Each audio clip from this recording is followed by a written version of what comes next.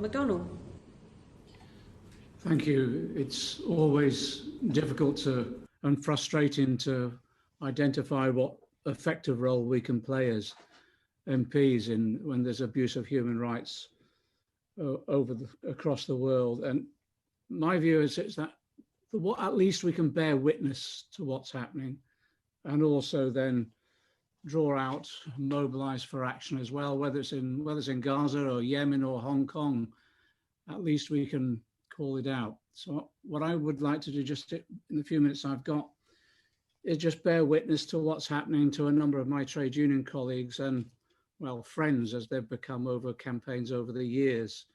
They're part of the Hong Kong 47 trial. Lee Chuk-yang is the General Secretary of the Hong Kong Confederation of Trade Unions, who I've worked with. Carol Ng, until her imprisonment in February, she was the chair of the Trade Union Confederation. In fact, I worked with Carol in the British Airways dispute, where she was a Unite rep.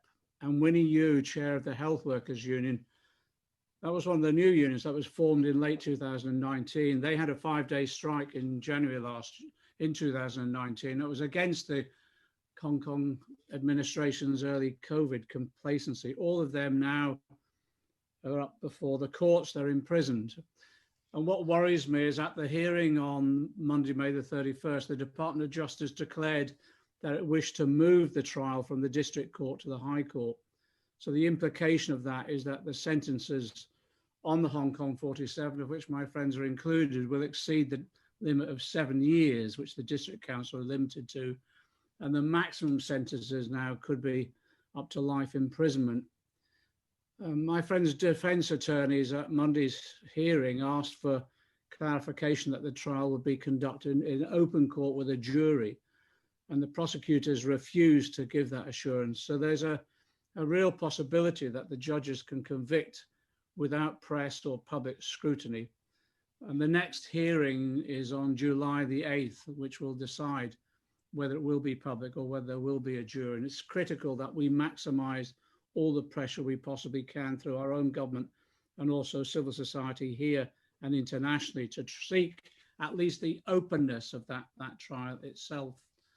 Lee Chuk-yang is bravely agitating from jail still. His sentences for illegal unauthorised assembly are piling up. So far, he's accumulated 20 months, but there's more trials to follow. And like all trade unionists engaged in international dialogue, the regime may at some stage deem his work there, in quotes, coalition with foreign powers and in breach of the national security law.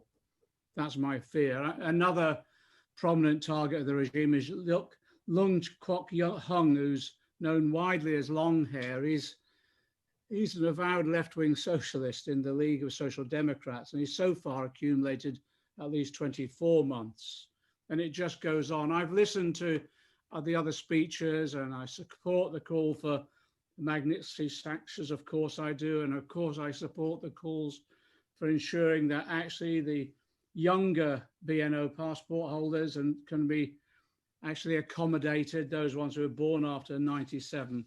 But I have to say also, I agree with those who've pointed out the role of British companies that are playing. And we have to address this matter because they lobbied the Prime Minister to try and get him to tone down the government's criticisms. Swire, the company that owns Cathay Pacific, they led the way in sacking staff who support the democracy movement. Yes, HSBC and Chartered Bank, Standard Chartered, of course, but what about Jardine Matheson? Because they supported the national security law. And actually, I have to say to colleagues in other parties, they were also Tory donors. We need to call out these British corporations, UK corporations, who are the sponsors of the repression in Hong Kong by the Chinese regime. We have a duty to do that as well.